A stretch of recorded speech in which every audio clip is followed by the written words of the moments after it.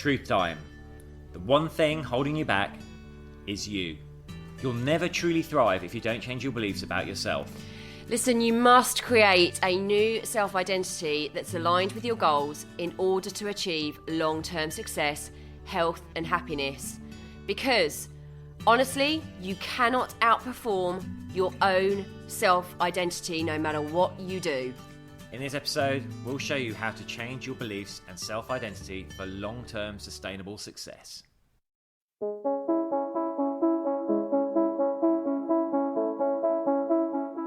Hi, I'm James Davis. And I'm Claire Davis. We're the Midlife Mentors, here to lift the lid on how to achieve health and happiness. The balanced, no-nonsense way.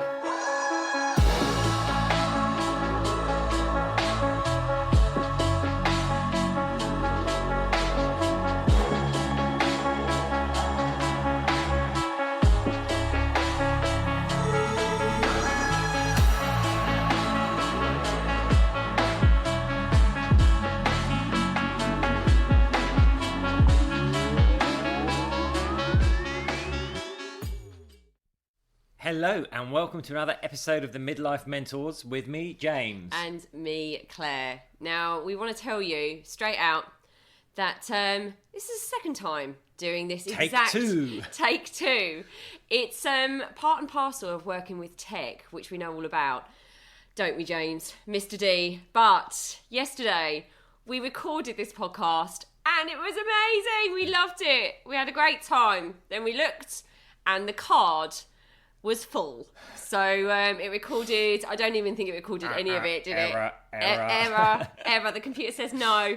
So there we are. So we're doing this again Friday morning. So you'll have to forgive us. We were doing it a bit late anyway because we try and release it on a Wednesday. But we were doing it a bit late on a Thursday because we've had an epic week since we last recorded one. We have. Before we get into that, we do want to update you on everything we've been going on. But let's tell you what today's podcast is about. It is about beliefs and self-identity and how you need to align those with what you want to achieve in life. And we're going to explain the theory behind it and actually break down for you what you need to be doing. Yeah, because I think this is something that we have to work on all the time. It's what it's a fundamental bedrock of what we work with our clients on. Because honestly, this is the one thing that will hold you back. This is the one thing that will scupper your success for the long term every single time until you get to grips with how essential this is to your health and happiness. Exactly that. I guess overlapping that, I'll just funny tale, So yesterday, obviously, we sat here. As we'll tell you in a minute, we've had quite a full-on, more than a week now. So it was kind of end of the afternoon, and it was a great podcast. And then we found it hadn't recorded because the card had filled up. But what did we do? Of course, we got annoyed with that. But then we chose to put on a happy bit of music, dance around, and go, you know what? That just gave us a great rehearsal. We'll do an even better job tomorrow. So this is how we can reframe and start working with our beliefs playfully. To help us. Well, exactly. It's that whole thing that we say. You cannot always control what's going on around you, right? But you can control your reaction to it. So we decided to not let it upset us too much after we had screamed a little bit, and then we just decided to put on some happy music and dance around. So you can always control your reaction to outside sources. You can. So we're going to dive into those beliefs, self-identity. But before we do, let's tell you what we've been up to. So as you know, let's rewind to Marbella. We went back to Marbella to get Claire's Spanish residency. We did. Which was great. And then we came back. Of course, then we had to quarantine at Claire's mum and dad's for 5 days. Then we had to find the day 5 test centre to go and get tested for our quick release. So we went and we did that. So we were lucky enough to be able to come back to London because we passed the test. We were negative, but we passed. We passed the test. You may go out. You're allowed to go out. Honestly, we've done. Well, it's 3 tests we've done. So 1 in Marbella. 4 tests. 1 in Marbella. I've lost count. We have done day 2, quick release, and day 8 as well, which we got this morning saying you are negative. I haven't got mine. Oh, well, you might not be. Oh, sorry, yeah. That's not good. I don't know whether that's a funny joke or whether we can make those sorts of jokes. But he's. So anyway, we got back to our little flat in London. We decided to catch up with friends over that weekend, which was amazing. It's quite busy. And then, we don't like to take things easy. So we actually moved flat. Our lovely, lovely neighbours, Sarah and John. Sarah, I know you sometimes listen to these. If you are, thank you so much. You left us the nicest little card and toys for Lola and a bottle of bubbles. So thank you. So we moved flat, basically. Yes. So we moved flats. At the same time we're moving flats, of course, we're running the business. We were gathering information from our retreat clients so we can get our menu planning underway and liaising with the caterer on the menus for our retreat in July. So excited. So we're in July now, aren't we? Oh my goodness, yes. It's only 18 days away, the retreat. We've taken on a new personal training client, the wonderful Neil Jones from Strictly Come Dancing. Yay! So we're getting him ready for Strictly. So in about, that'll be about 8 weeks' time, right? Yeah. So we've got him for 8 weeks. We can do our magic on him for 8 weeks until he starts Strictly. Exactly that. He's lovely. Well done. Lovely. If you probably haven't got time to listen to this, Neil, but you're doing amazing. We love working with you. Yes, you are doing an amazing job. We recorded a podcast with the wonderful Meg Matthews, author of the great Menopause Handbook, The New Hot. And that'll probably come out in the next couple of weeks, won't it, that podcast? I think it'll be next week, actually. James, poor James. James was like, when we came... did not get a word in edgeways, did I? When he came off, he said... Both of you just chatting away. I don't know why I bothered being there. I know, he said, I don't know why you bother being there. Well, we've met Meg when she used to train at the gym we work out at in Hampstead. So we kind of knew her a little bit. And then passed her on the street and things. So we're really chuffed, actually. I keep using that word recently, chuffed. Chuffed that she decided to do the podcast with us because I know she's kind of taking it a little bit easier now in life. She's moved down to Cornwall. She's taking the pace of life a little bit easier. But she came on and did this especially for us. So, ladies... Yeah, it's great to have honestly, you don't want to miss this one. You don't want to miss this one. It's so... We talk all about perimenopause and menopause, but also lots of bits and pieces in between. And there's even a bit in her book where she talks about the andropause, which is amazing. Yeah, no, it is incredible. So, there's more stuff as well, but that's just a snapshot of everything we've been doing. I had to race down to Hazelmere. You had to race down to Hazelmere, that happened as well. Yeah. Oh, and I started to start fight school, so I'm basically doing on a boxing course designed by Adam Booth, which is basically geared up, a diluted version of how pro boxers would prepare for a fight. So I've been doing my own training plus that. So I've been zipping here, there and everywhere, doing hours and hours of training. The moaning. Oh, I'm aching. Stop doing it. And then, no, you're loving it, aren't you? I am loving it. Got another session a little bit later today, actually. Yeah, no, it's great. It's great. I'm glad you're doing that. He's really, really enjoying it. So... Life is full. That's honestly just what's happened in the last week. So, crazy times. But, so let's get on to what this podcast is all about. Obviously, self-beliefs and self-identity, you know, what's going on within you. This is honestly the mistake that we see people making all the time. They don't actually look at the internal stuff. They're just trying to change the external, and then their progress is scuppered because a lot of the time, I'll tell you what it is, it's self-sabotage. So self-sabotaging behaviour, this is the crux of why we self-sabotage. It's because you're looking at the external, changing the external, and you're going great guns, everything's doing brilliantly, but then actually it's the internal stuff that whips you right back to where you started from. And we have a great model for explaining it, which Claire will talk you through in a second, but let's just look at a concrete example of that, one we can all relate to, right? We've put on some extra poundage, we're looking to shift it. So what's our go-to? Our go-to is, we'll do the diet, we might add in some exercise as well. And we've all been that thing of like the short term, it's like, yeah, great, the fat's coming off, the weight's coming off, but then boom, it comes back. You just can't sustain it. And that's partly because these diets aren't designed to be sustained. We hate diets. It's all about healthy nutrition. But the other thing is, you're only focusing on the external part there, right? Your food and maybe your movement side as well. But you're not working on the internal, the beliefs you have about yourself that might be holding you back. Like you might not truly believe that you're capable of keeping this weight off. You might not truly believe that you could love exercising because you love how it makes your body feel. And when you don't work on those internal parts, just the external, that's why you're always going to ping back, because your subconscious is going to tempt you to keep you safe by bringing you back to where you were. Yeah, it likes the familiar, basically. So the subconscious mind will always choose pleasure over pain. So you cannot be comfortable and grow. There's a reality check that we always talk about. You cannot be comfortable and grow. So when you start to push the boundaries of what is normal for you and go outside the familiar, the subconscious mind will freak out and keep pulling you back. But the truth bomb is, friends, take this internally right now.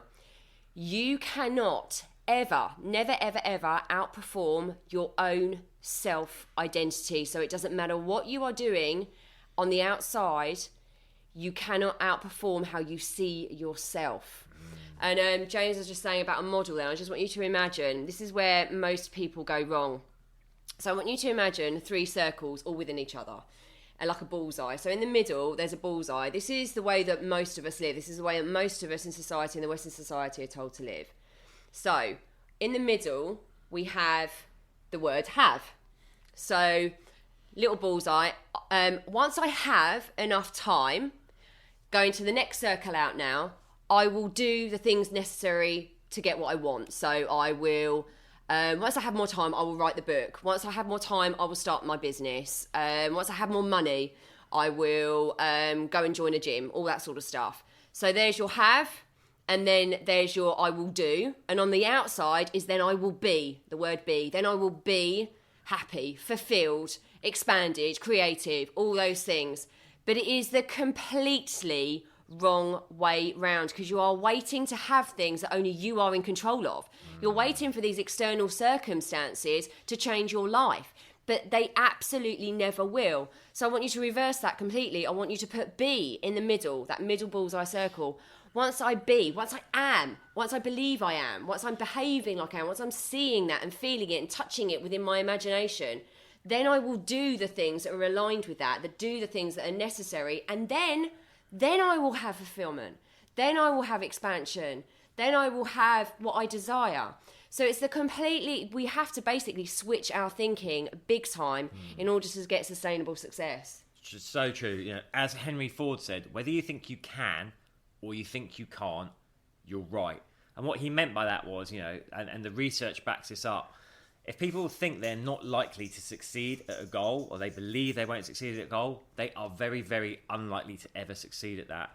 When people have this unshakable belief, they become much, much more likely to succeed at it. So we can see straight away when we think of that and think about, you know, your own situation, a goal that maybe you've had or you have, but you know, you're thinking, I just don't know if I can do that. This is why the beliefs part is so important. And I can hear you all going, well, that's great. I do get that. If I want to get to that goal, but I don't believe I can achieve it, then how do I change my beliefs? Well, the good news is that you can. And we can talk about 2 things here. We can talk about neuroplasticity and we can talk about psychology. So let's look at neuroplasticity first. Basically, our behaviors and our beliefs in our brain build neural pathways in the brain. So the more established these beliefs and behaviors are, the thicker those neural pathways are. So the signals can go faster and easier, essentially like making those behaviors, those beliefs, almost automatic, or in lots of cases automatic. You know, you don't really think about what you're doing when you clean your teeth. This is how habits are made. Habits work as well.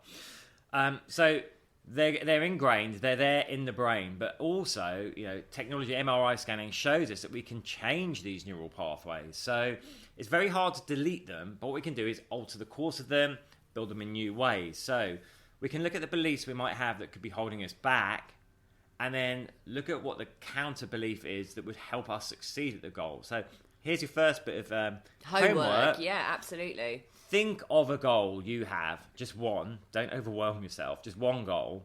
And then be honest with yourself. Make a list of the beliefs that you think you may have that could prevent you from succeeding at that goal. Like, you know, do you want to start your own highly successful business, but you know, your belief is you're not a successful business person, you're not good with numbers. Or you can't do what you love. Can't do what you love. Make a list of all of them, and then it's really important, on the other side of the bit of paper, write the counter belief, so how you would change that belief. So it's like, oh, I can learn to be great at numbers. Yeah, so from a neuroscience perspective, we want to actually like alter those neural pathways. They support us in getting to our goals rather than holding us back. From a psychology perspective, we're leveraging a model of human behavior called congruence theory. Now, this is the underpinning of all human behavior. It basically states that our beliefs and our behaviors must be aligned for us to be in a state of congruence, and our subconscious will always bring us back to that place, because otherwise we're in a state of what's called dissonance, which is uncomfortable. So then either our belief or our behavior will have to change to realign to bring us back to congruence. Really important to note here, most of the time your beliefs will win out over your behaviors. So this is why people, start their new exercise program full of like gusto, but then kind of peter out because they're doing the behavior. The new behavior is the exercising, but the belief is, this is too hard for me, I don't enjoy it, stuff like that. So over time, you're in a state of dissonance there. You're in the gym, like pounding the treadmill maybe, but you're going, oh, I hate this. So that's dissonance. And that's where that self-sabotaging behaviour is. That middle bit there is where there's dissonance. That's actually mostly where that self-sabotaging behaviour happens. It goes, actually, I'm not comfortable here. Because your subconscious wants you bring you back to a safe place. So in this case, example, my belief is stronger, so you'll just stop going. And even though you might be really unhappy with your fitness levels, with your body, whatever your goal was, you'll stay in that place. You go back to this place because for your subconscious, it's safe and it's comfortable. But we want to start using the word actually familiar. So here's the thing. Your subconscious is designed to keep you alive. So you can be in a horrible situation, but if you're still alive, it's like, you know what, I'm doing a great job here. No, you're not happy, but you're here. So I've done a great job. So it's about the familiar. However, what we want to do is build a new familiar that our subconscious will get comfortable with, so we can change over time. So the new familiar becomes the new default. I just want to say as well, this comes back to our ancestors. So this is literally hardwired into our brain, by the way. Don't beat yourself up. Be really super compassionate with yourself around this, because this is actually hardwired into us from survival, from our ancestors. So, our subconscious mind says familiar is good, familiar is good, familiar is safe. Because years and years and years ago, if you went outside your community and actually went outside and took risks and actually put yourself outside the community that you were in, there was a possibility that you might actually not survive. So it's literally hardwired into you to stay familiar, to stay safe, because that's how we lived many, many years ago. However, it just doesn't work in this day and age where we have so much potential and so much possibility within us. Actually staying in the norm makes us incredibly unhappy, and we're born to be expansive, creative beings. So just wanted to explain to you that it's actually our human evolution to try and stay safe. That's what your subconscious mind is doing. It's saying, I need to be safe and I need to be familiar. I don't want to go outside what's familiar, because then I might die. I might be ostracized, rejected, and die. Exactly that. So we've got these very strong beliefs that are actually like driving our behavior or lack of behavior. So what about when we want to go for a new goal? It's something that is going to take us out of our familiar, that is going to put us in growth, that is going to make us uncomfortable. So we start doing the new behavior, the behavior part. How can we change the beliefs though if the beliefs aren't aligned with that behavior? And we've written them down, so we know they're not, and we want to change them. Well, what we do is every morning, like when we first wake up, we start affirming the new belief that we want to have. We actually start being it, right? What people do is they're waiting too long for their beliefs to catch up with their behavior. You need to push your beliefs along at the same time. You also want to do it through the day as well, as much as you can, keep affirming it. But here's where you can really turbocharge it. Remember, going back to congruence theory, when our behaviors and beliefs are aligned, we're in congruence. So what we want to do is, while we're doing the new behavior, we want to be affirming those new beliefs at the same time. So while you're on that treadmill, you're like, I love running. I love the way it's making my body feel. I love being fit and healthy. This is great. This will sound really weird, but again, this research backs this up. You are literally like reinforcing the behavior is reinforcing the belief is reinforcing the behavior. It's all happening at the same time. So you're kind of like not giving your subconscious a chance to catch up with it. You're overruling it and building that new familiar, that new safe state, which is the empowered you for the goal that you want to get to. Yeah, absolutely. And sometimes it is about doing those things first as well, by the way. So I was just thinking actually about a lady, I can't remember her name at all right now. There's a lady that actually really struck a chord with me. She's quite a famous psychologist, name's escaped me. But she was saying, she actually did her own PR. When she first started out, she did her own PR. So she would wake up every single morning and phone round all the journalists. And as she was doing it, because it was her business and she was really passionate about it, but she felt sick every single time that she was about to do it. So as she was when she was about to do it, she'd be like, I love doing this. This is for the greater good. This is so I can reach more people. This is so I can expand what I do and help so many more people in the world. And this is going to get easier. It's going to get easier. I know it's going to get easier, but I love doing this because I know the reward that's coming. So it's just, you know, and I do that with things that I don't like to do, like finances and things. You know, I'm happy doing this because I can see where it's taken me, and it will become easier and more familiar as I go through. So that's what James is saying. As you're doing the behaviour, make sure that you're that inner dialogue, you know, that we saw that inner monkey mind. Make sure that it's saying the right things to you over and over again that align your new beliefs with the action you're taking. Exactly that. So here's the key to it. You must not only act like the person you want to become, but believe you are that person too. I've just got to give you one other example as well, because obviously we give health examples here, but this is a phenomenon that actually so surprises people when we say. But when people that are not very wealthy win the lottery, so this has happened a lot of times in the world since, you know, we've had the lottery going on. They've won the lottery. They've obviously had an influx, an absolute influx, more than any of us could ever imagine, of money into their bank account. Those people that have always felt that they don't have enough or actually been in a poorer background, their belief system is completely bound to that. So guess what happens? They burn through the money and actually end up more in debt because their belief system is, I am not someone who can look after money. I am not someone that has money. It's that powerful. It is that powerful. You can actually be given that much money that would change your life forever, in all your family's life forever. But your belief systems, your self-identity is so strong that it pulls you back even further. And this is the power of the subconscious mind, because I've read interviews with people like this, and they're like, I'm so much happier. Yes. Now I've lost all the money again, and I'm back in my state of striving, which is crazy, comfort. of course, to think about. We all recognise that wouldn't be a necessarily safe, in inverted commas, state compared to just being, you know, more money than you needed. But the subconscious is like, this is what I know, this is what we need to get back to. So that's the whole thing with familiar. Exactly. It's fascinating stuff, and I want you to be able to see this in your life so much. And James is saying about, you know, what those not very helpful beliefs are, and then switching them and turning them into beliefs that would really serve you. I'd like to take you a little bit step further than that and actually work out what your trigger is in the first place. So oftentimes, you know, there's a trigger that belief really, really comes in. You'll do something and then that belief will floor you. Sometimes we have to be really vigilant because we're not particularly aware of them. We've got so used to that running in our head, that dialogue running in our head.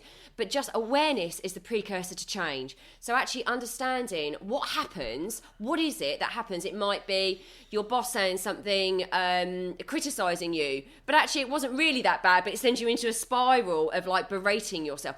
Or it could be, you know, a letter landing on the doorstep that's asking you for money that you didn't know, and then you're going into a whole belief of lack.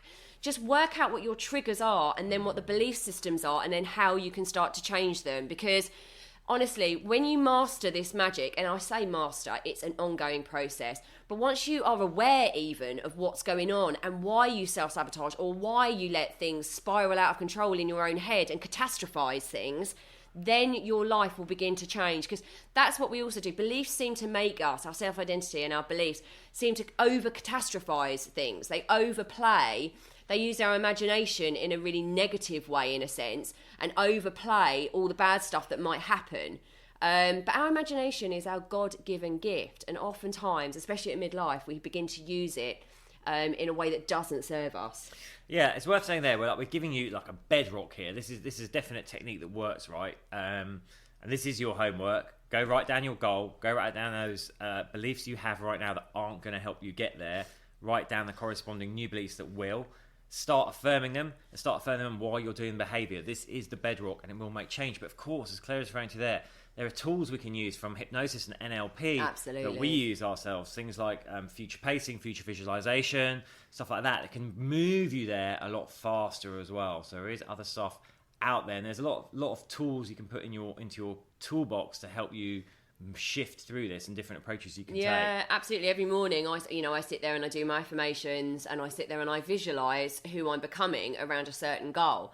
And actually, again, neuroscience says that when you're actually doing something and when you're imagining it, your brain works in exactly the same way.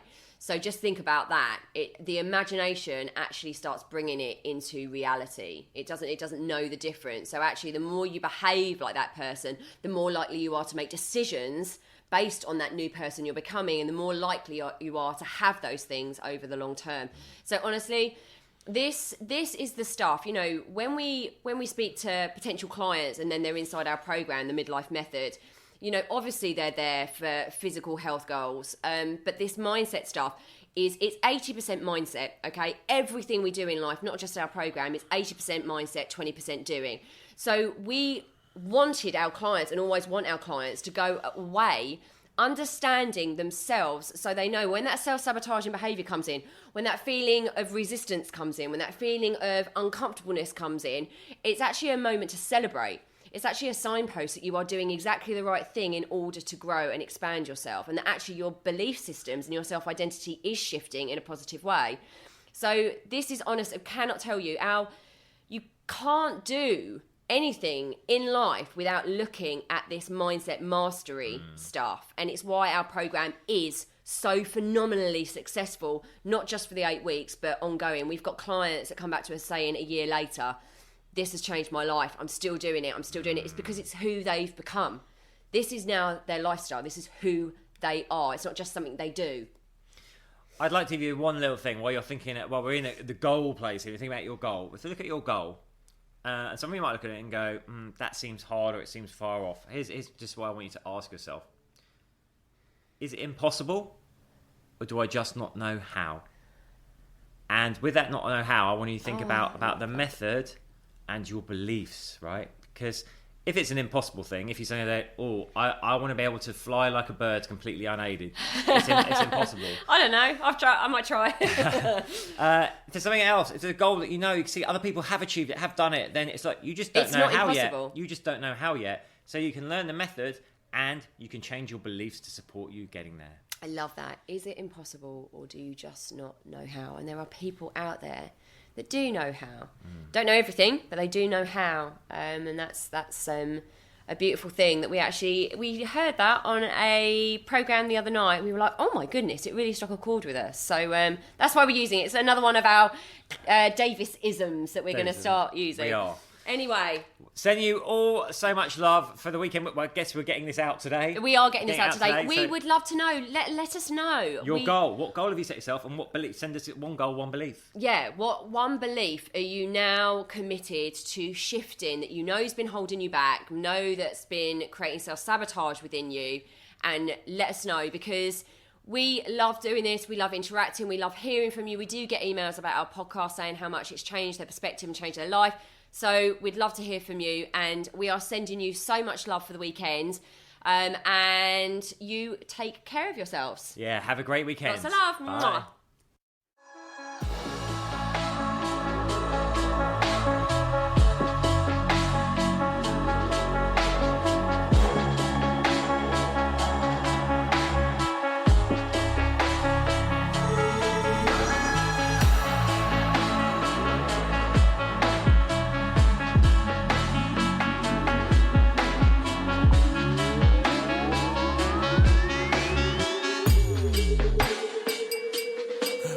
Yeah. You've been listening to the Midlife Mentors with Claire and James Davis. We'd love to hear from you, so drop us a line at info@themidlifementors.com with any questions or topic suggestions. And make sure you join us on our Facebook page and YouTube channel. You can find us under the Midlife Mentors. Yeah.